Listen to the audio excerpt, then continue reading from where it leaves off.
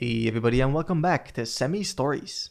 Today we got a couple of good stories from r/MID a-hole, starting with OP's sister who wants to have a foster kid to use as a slave, so he told the social worker. So this is a throwaway account. While my sister doesn't use Reddit, we have mutual friends who do. I'm a 28-year-old female and I have a sister that is 36. For the sake of the story, I'll just call her Jane. Jane is married to Bob and they have 2 kids, a boy and a girl.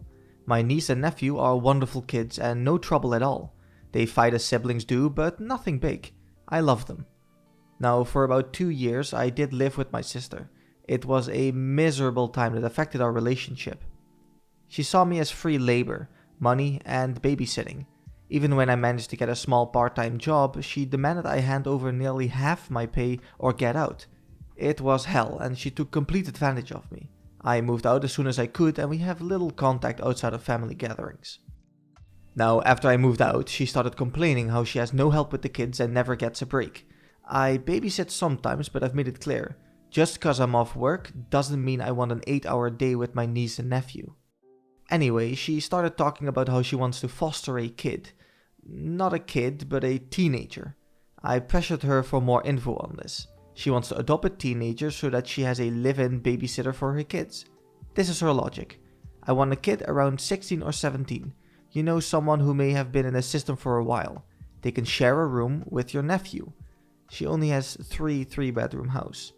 Or sleep in the garage. They can help me with housework, chores, cook, and help me with my business. She bakes and sells cookies. Also babysit the kids so me and Bob can go out sometimes or have some alone time. They'll be so grateful for a home and won't complain. I won't have to pay them at all. And then when they turn 18, I can just sign up for another foster kid. A teenager will be much easier than a little kid. They will be grateful just to have a roof, food, siblings if they have been separated from real ones, and of course clothes. I was horrified. I told her it was a horrible idea. She didn't listen to me. She went on with it anyway. About a month ago, a social worker showed up at my apartment to ask me some questions about my sister. She had put me down as a character witness or something like that. I immediately told the social worker why my sister really wanted to foster a kid and how she treated me when I lived with her. The lady thanked me. My sister called crying, saying that she wouldn't be considered for any adoptions or fosters. The social worker told her that they felt that her home and herself weren't a good fit. She asked if I said anything and I told the truth. She went off on me, hung up, and we haven't spoken since. She has sent some very angry texts. A couple of family members are actually on her side. They think foster kids are some kind of dogs or something, and would be so happy to just have a roof and would gladly do all the housework. So, am I the a-hole here? What a terrible mentality to have towards fostering or adopting a kid. These poor kids already have had tough lives and many problems to deal with before they even reach adulthood, and OP's sister would make their lives even worse and abuse them like they're some kinds of slaves. I am so glad that OP had the guts to stand up and say something. I wish more people were like this, and quite frankly, it's a disgrace that some of those family members actually takes the side of the sister. That is just mind-boggling to me. So no, OP is definitely not the a-hole. Am I the a-hole for cancelling the entire vacation when I found out that my stepdaughters deliberately hid my daughter's passport to get her to stay home? I've been married to my wife Beth for 5 years. I have a biological daughter named Jessica, she's 18. And I also have 2 stepdaughters named Monica and Leah. They're both 25 and 28. Both are single moms and live with us currently. There's been issues about my stepdaughters asking my daughter to babysit the kids. Jessica didn't have a problem with it at first, this is what she does to earn money, but since her stepsisters don't pay her much, she just refused to babysit. We worked this out by having my wife take care of the paying for the babysitting. I planned my family vacation for 3 days, and everyone wanted to go. However, both Monica and Leah suggested that Jessica stay home and watch the kids, since Beth doesn't want her grandkids to come. They said it's because the kids are used to Jessica and hiring another babysitter would cause issues. And also said that Jessica isn't too fond of our destination, but it was obvious that Jessica wanted to go. They insisted, and Beth offered to pay her double, and there was just a lot of back and forth on this till I demanded they stop bringing it up. We were supposed to go last week, but when everyone had bagged their bags and it was time to go, Jessica found out that she didn't have her passport on her. We searched her bag, then went home and searched there. Beth and my stepdaughters kept insisting that we go back to the airport or else we'd miss our flight. They insisted that Jessica stay home with the kids. They even told the new babysitter to go home because she was no longer needed. I refused to go and kept searching for the passport until Monica admitted that she helped Leah hide Jessica's passport to get her to stay home with the kids. I was livid. I tried to get her to tell me where it was, but she said that Leah had it. Leah denied, so I threatened to cancel the vacation, and that's when they gave it back.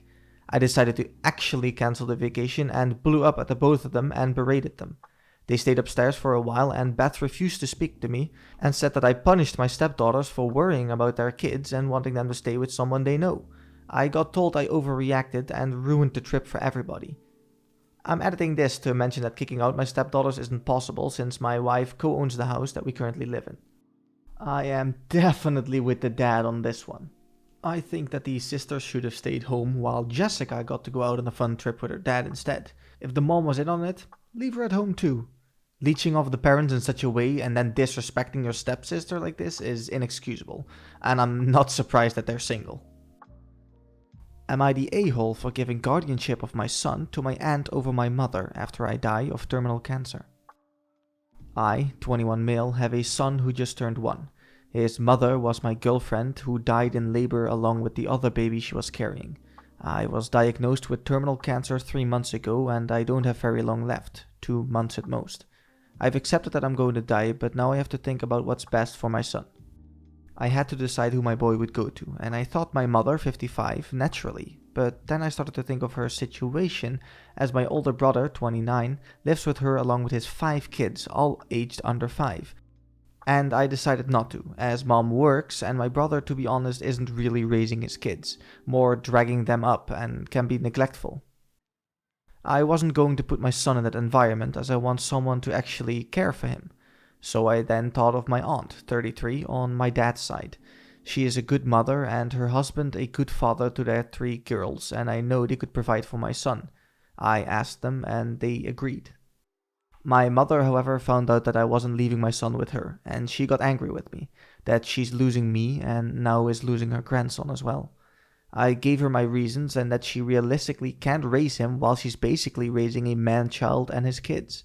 It all ended in an even bigger argument and I'm now cooling off at home. I understand that things are terrible for her right now as I won't be here soon, but my aunt is a much better choice. It's not like my son won't know who she is as the walks between her and my aunts is only 5 minutes. Am I the a-hole? A little while later, OP posted an update. First of all, I'd like to thank everyone who gave their suggestions and well wishes. Unfortunately, I didn't get to read everybody's comments as there's just way too many, but thanks to everyone anyway. Now, onto the update.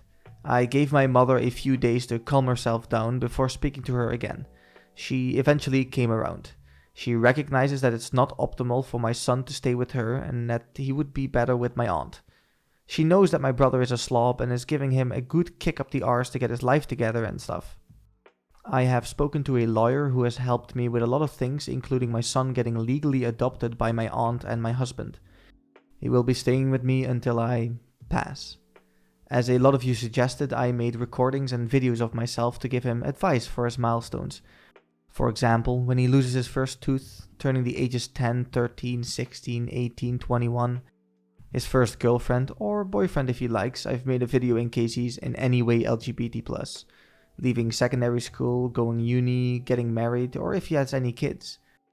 There are also things I've put into writing, like how his mother died and that he was supposed to grow up with a twin brother that also sadly passed. I've also had my lawyer help me set up a little trust that will help him. It's about £40,000.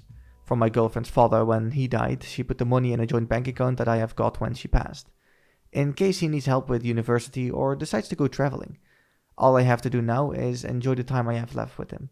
I've moved my younger brother into my flat so that there will be someone to find me every day for when I go.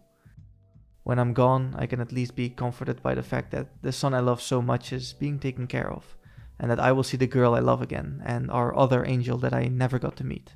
Thank you all again. What a sad but beautiful story. It goes without saying that OP was certainly not the a-hole. Nobody was, in my opinion.